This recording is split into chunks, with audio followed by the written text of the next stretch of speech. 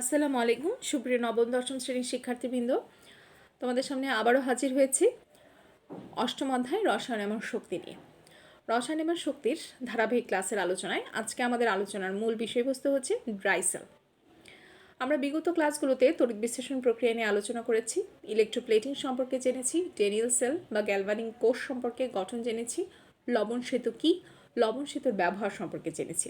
এর মধ্যে তোমাদেরকে বলেছি সবচেয়ে গুরুত্বপূর্ণ হচ্ছে আমাদের ইলেকট্রোপ্লেটিং বা তড়িৎ পরিবহন, ছোট প্রশ্ন হিসেবে 3 নম্বরের জন্য খুবই গুরুত্বপূর্ণ, এবং সেই সাথে ডেনিয়েল সেল বা গ্যালভানিক সেলের সম্পূর্ণ কার্যপ্রণালী চিত্রসহ, এবং সেই সাথে অনুধাবনের প্রশ্ন হিসেবে আসে লবণ সেতু কী, লবণ সেতুর ব্যবহার বা লবণ সেতুর গুরুত্ব আলোচনা করো।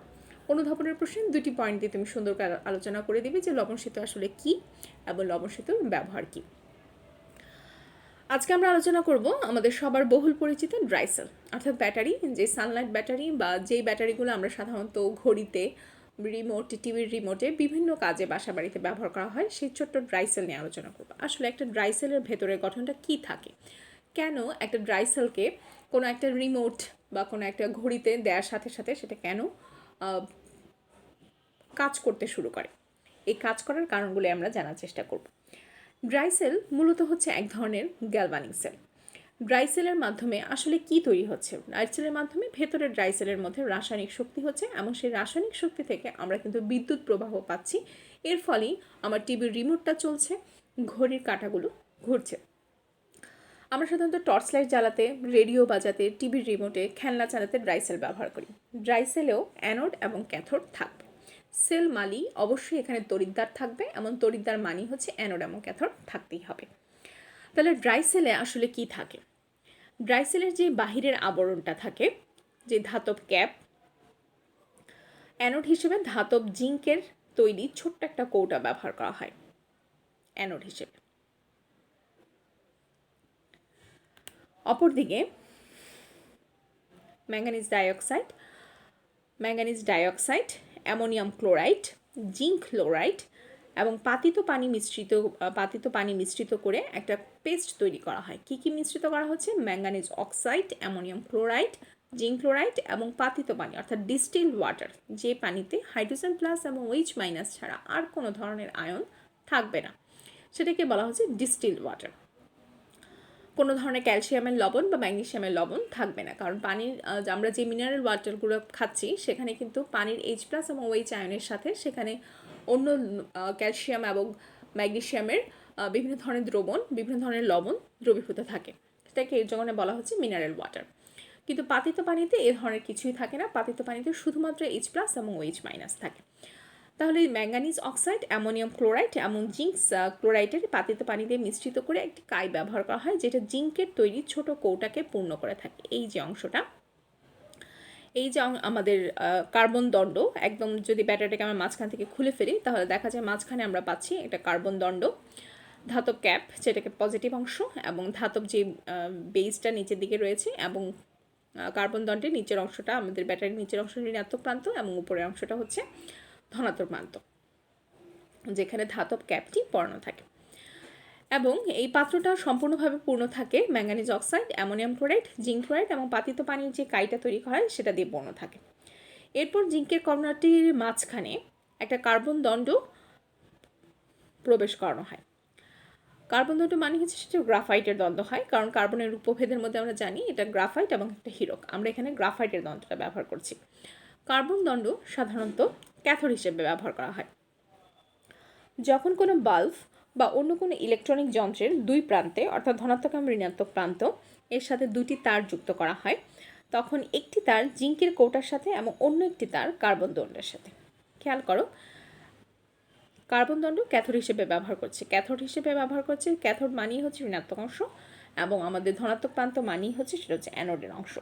তাহলে জিঙ্কের যে কৌটোটা রয়েছে সেই কৌটোটা আমাদের ধনাত্মক প্রান্ত হিসেবে ব্যবহৃত হয়েছে, ধাতব ক্যাপ, আর কার্বন দণ্ডের যে প্রান্তটা সেটা ব্যবহার করা হচ্ছে আমাদের ক্যাথোড হিসেবে। তাহলে ড্রাই সেলের অ্যানোডের ক্ষেত্রে অ্যানোডে কি হবে? তাহলে যেহেতু অ্যানোড মানে হচ্ছে জানো, সেখানে ইলেকট্রন ছাড়া হবে, যেহেতু আমাদের অ্যানোড হিসেবে আমরা যে জিঙ্কের কৌটাটা ব্যবহার করছি সেই জিঙ্কের কাজ কী? তাহলে ধাতব জিঙ্ক কী করবে? ধাতব জিঙ্ক যেহেতু জারণ প্রক্রিয়া সম্পন্ন হবে, ধাতব জিঙ্ক নর্মাল ডেরিয়ান সেলের মতো সেখানেও 2টি ইলেকট্রন ত্যাগ করবে, 2টি ইলেকট্রন ত্যাগ করে জিঙ্ক 2+ আয়নে পরিণত হবে। অ্যানোডে উৎপন্ন হওয়া এই ইলেকট্রনটি তারের মধ্য দিয়ে প্রবাহিত হয়ে কার্বন দণ্ডে চলে আসবে।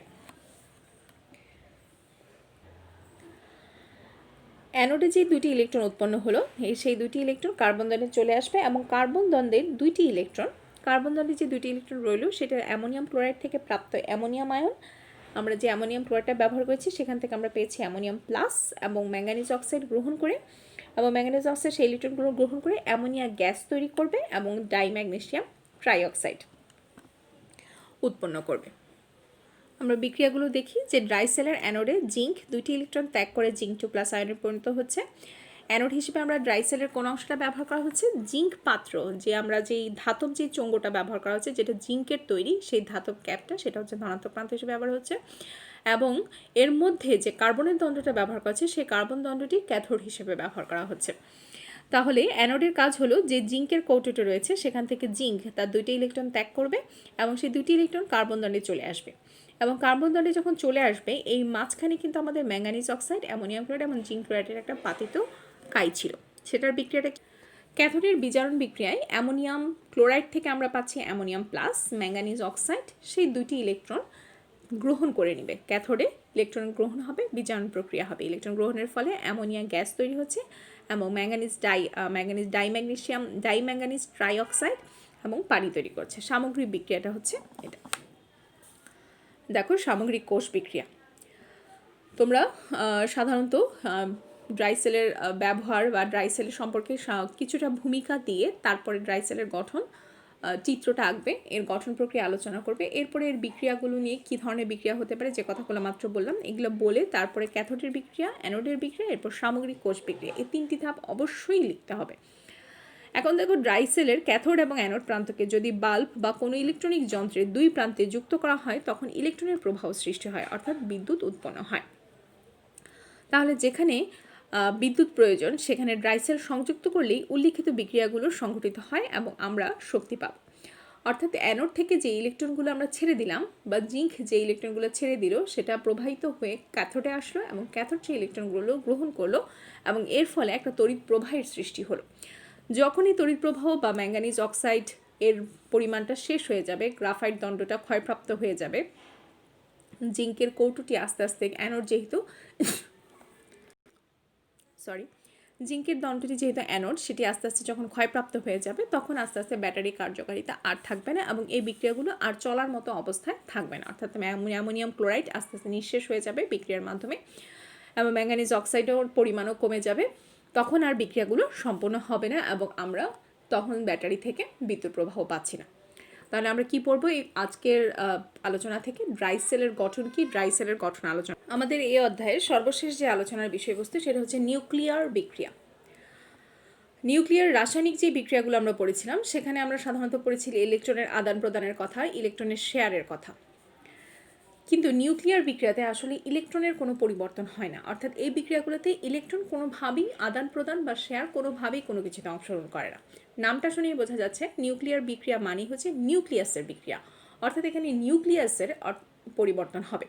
নিউক্লিয়াসের পরিবর্তন হওয়া মানেই কিন্তু সম্পূর্ণ নতুন একটি পদার্থের সৃষ্টি হওয়া, কারণ কোনো একটি পদার্থ যেমন হাইড্রোজেন একটি নিউক্লিয়াস নিয়ে গঠিত, সেই নিউক্লিয়াস যদি ভেঙে যায় বা সোডিয়াম যে নিউক্লিয়াসটি নিয়ে তৈরি হচ্ছে অর্থাৎ তার মধ্যে যে প্রোটন এবং নিউট্রন থাকার কথা নিউক্লিয়াসে সেটি যদি ভেঙে যায় তাহলে স্বাভাবিকভাবে সেটা আর সোডিয়াম থাকবে না, নতুন একটি পদার্থে পরিণত হবে। নিউক্লিয়ার বিক্রিয়া সাধারণত 2 প্রকারের হয়ে থাকে, একটা হচ্ছে নিউক্লিয়ার ফিশন বিক্রিয়া, আরেকটি হচ্ছে নিউক্লিয়ার ফিউশন বিক্রিয়া। আমরা প্রথমে আলোচনা করব নিউক্লিয়ার ফিশন বিক্রিয়া নিয়ে। নিউক্লিয়ার ফিশন বিক্রিয়াতে সাধারণত কি হয়ে থাকে? নিউক্লিয়ার ফিশন বিক্রিয়াতে একটি বড় পরমাণু থাকে, সেই বড় পরমাণু বা বড় একটি নিউক্লিয়াসকে একটি ছোট্ট ইলেকট্রন এসে আঘাত করে। আমরা দেখতে পাচ্ছি ইউরেনিয়াম 235 যার ভর সংখ্যা এবং যার পারমাণবিক সংখ্যা হচ্ছে 92, একটি নিউট্রনের আঘাতের ফলে এটি ভেঙে কতগুলো অংশে বিভক্ত হয়ে যাচ্ছে এবং এটি ভেঙে 3টি নতুন নিউট্রন তৈরি করছে এবং সেই সাথে বেরিলিয়াম 141 যার পারমাণবিক সংখ্যা 56 এবং ক্রিপ্টন 92 ভর সংখ্যা এবং তার পারমাণবিক সংখ্যা 36 দুটি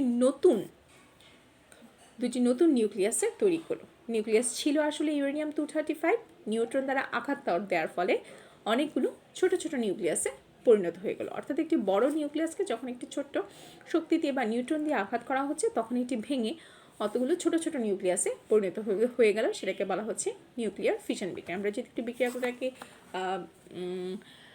দেখতে চাই তাহলে দেখো, স্বল্পগতির নিউট্রন দিয়ে ইউরেনিয়াম 235-92কে আঘাত করলে নিউক্লিয়াসটি প্রায় দুটি সমান অংশে বিভক্ত হয়ে যায়। একটা হচ্ছে বেরিলিয়াম 141 এবং ক্রিপ্টিন 92 এর নিউক্লিয়াস এবং 3টি নিউট্রন, এবং সেই সাথে প্রচুর পরিমাণে শক্তি উৎপন্ন হয়। এটি হচ্ছে একটি নিউক্লিয়ার ফিশন বিক্রিয়া, যেখানে প্রচুর শক্তি পাচ্ছি, 3টা নিউট্রন, ক্রিপ্টন এবং বেরিলিয়াম। একটু যদি খেয়াল করে দেখি, আমাদেরকে অবশ্যই এই নিউক্লিয়ার বিক্রিয়াগুলোতে তোমাকে ভর সংখ্যা এবং পারমাণবিক সংখ্যার ব্যালেন্সটা শিখতে হবে। আমরা যদি আণবিক ভর সংখ্যার ব্যালেন্সের কথা দেখি, আমাদের বিক্রিয়ক অংশে 235 এবং নিউট্রনে এখানে রয়েছে 1, অর্থাৎ 236। 235 প্লাস 1, আমাদের এখানে ভর সংখ্যা হচ্ছে ইউরেনিয়াম 235 প্লাস হচ্ছে নিউট্রন যদি নেই, তাহলে আমরা বিক্রিয়ক অংশে দেখতে পাচ্ছি আমাদের ভর সংখ্যা হচ্ছে 236।